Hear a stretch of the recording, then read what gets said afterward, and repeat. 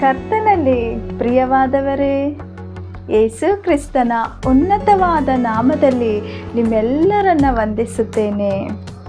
ಈ ದಿನದ ದೇವರ ವಾಕ್ಯದ ಭಾಗ 1 ಕೊರಿಂಥ 13ನೇ ಅಧ್ಯಾಯ 4ನೇ ವಚನ.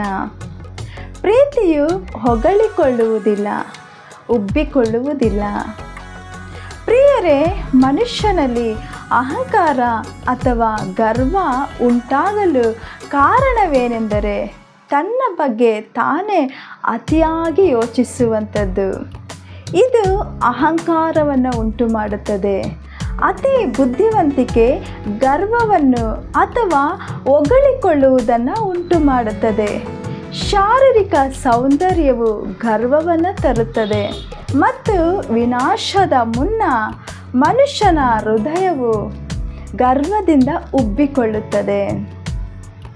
ವಿಲಿಯಂ ಕೇರಿಯವರ ಗರ್ವರಹಿತ, ಹೊಗಳಿಕೊಳ್ಳದ ದೈವಿಕ ಪ್ರೀತಿಯನ್ನು, ತ್ಯಾಗವನ್ನು ನೆನೆಸಿಕೊಂಡಾಗೆಲ್ಲ ನನ್ನ ಹೃದಯವು ಕರಗುತ್ತದೆ.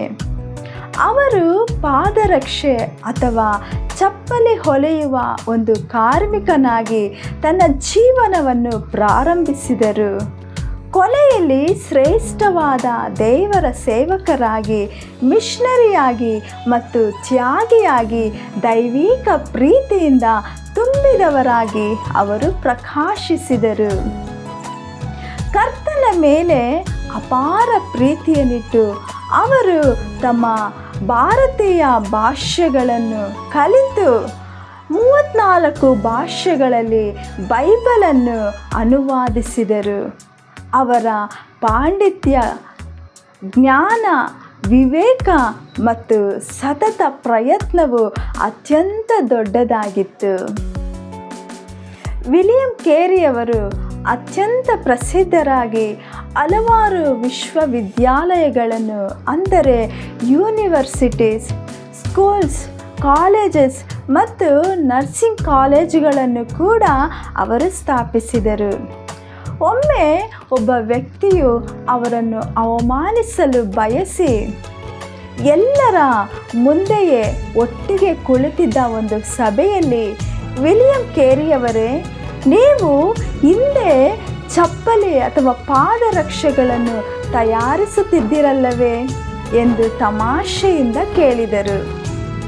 ಅದಕ್ಕೆ ಕೇರಿಯವರು ಸ್ವಲ್ಪನೂ ಕೋಪಗೊಳ್ಳದೆ ಅತ್ಯಂತ ನಮ್ರತೆಯಿಂದ, ಇಲ್ಲ, ನಾನು ಪಾದರಕ್ಷೆಗಳನ್ನು ತಯಾರಿಸುವವನಲ್ಲ, ಹರಿದ ಚಪ್ಪಲಿ ಅಥವಾ ಜೋಡುಗಳನ್ನು ಹೊಲಿದುಕೊಡುವ ಒಬ್ಬ ಕೂಲಿ ಆಳು ಅಷ್ಟೇ ಅಂದರು.